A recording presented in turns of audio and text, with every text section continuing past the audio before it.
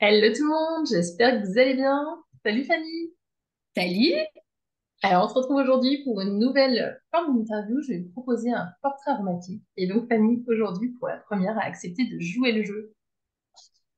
T'es J'ai prête? hâte. Ouais, Allez, j'ai on hâte. va, on va découvrir qui est Fanny autour des huiles essentielles. Alors, première question. Si tu devais choisir entre l'huile essentielle de lavande, douce comme une caresse, et celle de menthe poivrée, piquante comme un réveil matinal, laquelle reflète le mieux ton équilibre intérieur et pourquoi? Alors, je dirais la lavande. La Ouais. lavande, pour plusieurs raisons. Bah, déjà, j'habite en Provence. Donc, Hmm. la lavande, il y en a partout autour de moi. Donc, c'est obligé. Et même si, tu vois, je suis originaire du nord de la France et je m'appelle Fanny. Et Fanny, c'est un prénom de Provence. Et j'ai Oui, atterri en Provence. Donc, je n'ai pas atterri en Provence pour rien. Donc, évidemment, mon choix va vers la lavande. Et ça, c'est quelque chose qu'on me dit souvent. Je suis quelqu'un qui est. On sent en fait ma douceur. C'est quelque chose. Je peux être piquante parce que je suis scorpion aussi. Donc, c'est un mélange des deux. Mais je suis quelqu'un qui dégage quelque chose de plutôt doux de façon générale. Donc, la lavande sans hésitation. super. Quelle huile correspond le mieux à ton énergie matinale? L'huile d'eucalyptus, rafraîchissante comme une brise, ou celle de citron, vive comme un lever de soleil? Hmm. Je dirais le citron. Je dirais le citron parce que c'est vrai que moi j'ai un réveil, je me réveille le matin, c'est bon, je suis levée, je suis debout, j'ai ma petite routine matinale, j'ai les enfants à amener au collège, donc du coup j'ai un rythme à suivre et une fois que je suis levée, je suis levée. Je suis pas quelqu'un qui va traîner au lit, je suis pas quelqu'un qui, voilà, quand je suis debout, donc ouais, je dirais plutôt le citron. Génial. Entre l'huile essentielle de camomille, apaisante comme une berceuse, et celle de jasmin, envoûtante comme une soirée étoilée, laquelle illustre le mieux ton moment de relaxation ultime? Je dirais la deuxième. Je dirais la deuxième parce que c'est le jasmin. Parce que c'est vrai que moi, j'aime des moments, j'aime être toute seule pour me ressourcer. J'ai besoin vraiment d'être toute seule et d'être dans un environnement où justement je mets des huiles essentielles ou alors je prends un bain, je mets plein de mousse, je mets de la musique, je mets du chauffage. J'ai besoin vraiment d'avoir cet environnement cocon autour de moi et c'est vraiment un de mes moments qui me ressource le plus, c'est vraiment de créer en fait tout cet environnement sensuel où justement on va y développer tous les sens et ouais, donc plutôt le jasmin. Enveloppé. Exactement. Si tu devais choisir entre l'huile essentielle de titri, clarifiante comme un vent frais, et celle de romarin, stimulante comme une marche en montagne, laquelle reflète le plus ta clarté mentale? Mhm. Alors, on va dire que je tends plus vers le titri, même si quand tu es multipassionné comme moi en plus j'ai trois business, donc voilà, j'ai trois business en ce moment, donc je suis un petit peu partout en même temps, mais justement ça m'oblige aussi à avoir plus de clarté, à être plus précis sur mes actions, à être focus sur vraiment des choses particulières. Donc ouais, je dirais plutôt le titri pour ces raisons-là, qui m'oblige d'un côté, à moi qui suis hyper intuitive en fait à être beaucoup plus centrée et c'est une très bonne chose pour moi. Plus efficace. En fait, je me rends compte que plus je fais des choses, plus je suis efficace, plus je suis Ouais, claire avec ce qui est important et ce qui doit être fait. Donc, ouais, le titre. super. Quelle huile essentielle symbolise pour toi la pureté et l'équilibre intérieur? L'ilang-ilang, envoûtante comme un chant harmonieux, ou le patchouli, terreux comme une promenade en forêt? Bah, je dirais l'ilang-ilang parce que l'ilang-ilang, c'est une de mes huiles essentielles, un de mes outils que je transmets à mes clientes. Moi, je suis dans la féminité depuis toujours et l'ilang-ilang, il est relié au chakra sacré. Et donc, voilà, accompagner les femmes dans leur énergie féminine, dans leur féminité, sans ilang-ilang, c'est, je vais pas dire impossible, mais c'est une des huiles essentielles primordiales. Alors, j'ai un gros coup de cœur pour la rose de Damas. Mais après la rose de Damas, évidemment, c'est l'ylang-ylang. Donc, je vais dire Ouais. forcément l'ylang-ylang. Oui, alors là, carrément deux huiles très féminines, hein. Entre l'huile essentielle de bergamote, inspirante comme une toile blanche, et celle de mandarine, créative comme une palette de couleurs, laquelle stimule le plus ton état d'esprit en période de créativité intense? Je dirais la mandarine quand même. Alors, j'adore la bergamote, mais quand je suis en mode hyper intuitive, je peux ne plus m'arrêter, mais pendant des heures et des heures. Et très souvent, ça m'arrive la nuit. Il y a Ah des ouais, nuits. Ouais, mais vraiment, pendant une de mes périodes justement de mon cycle menstruel bien défini, ça me réveille 3 heures du matin, toujours, 3 heures du matin. Et là, il faut que j'écrive toutes mes idées. Ça m'arrive en pleine nuit d'avoir un truc en tête, de faire et hop, de me réveiller, de le noter, après de me rendormir. Mais si je le note pas, je sais que je vais pas me rendormir comme il faut. Et voilà, quand je suis en mode vraiment créatif, j'y vais et ça envoie. Ah, top. Donc plutôt la mandarine du coup. Ouais, ouais, ça représente bien la mandarine pour le coup, là. Si tu devais choisir entre l'huile essentielle de citronnelle, vive comme une conversation animée, et celle de géranium réconfortante comme un câlin, laquelle décrit le mieux ton humeur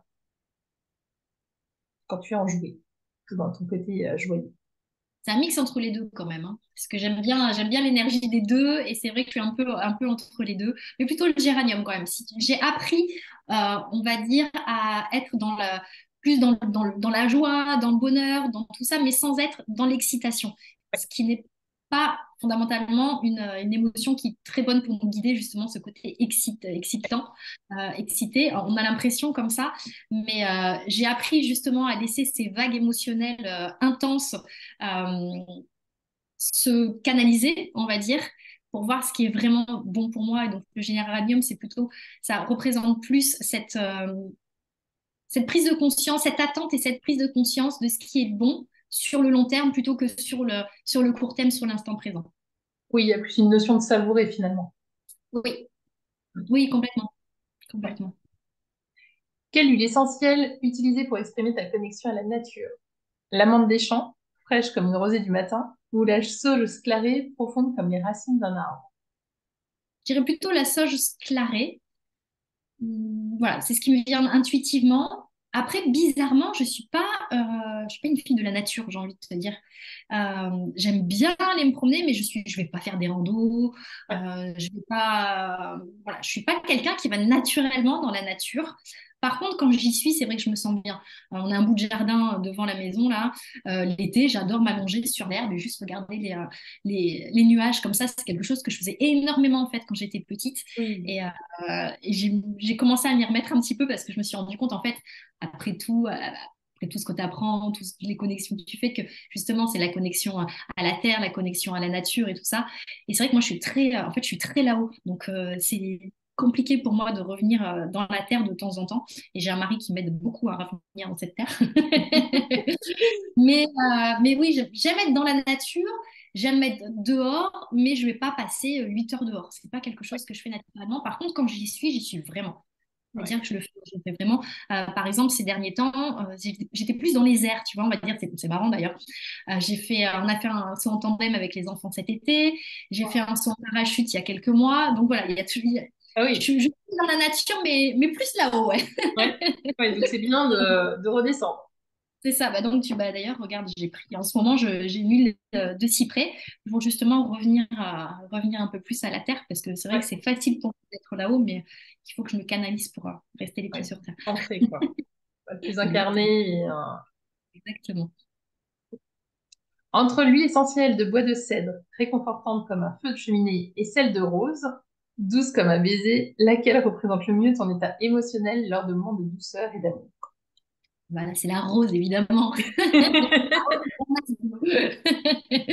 Ah non, la Ouais, rose, la rose, c'est vraiment cette reconnexion à ton chakra cœur. Puis moi, j'accompagne sur la confiance en soi, donc c'est vraiment le chakra cœur et la confiance en soi, c'est la rose de Damas.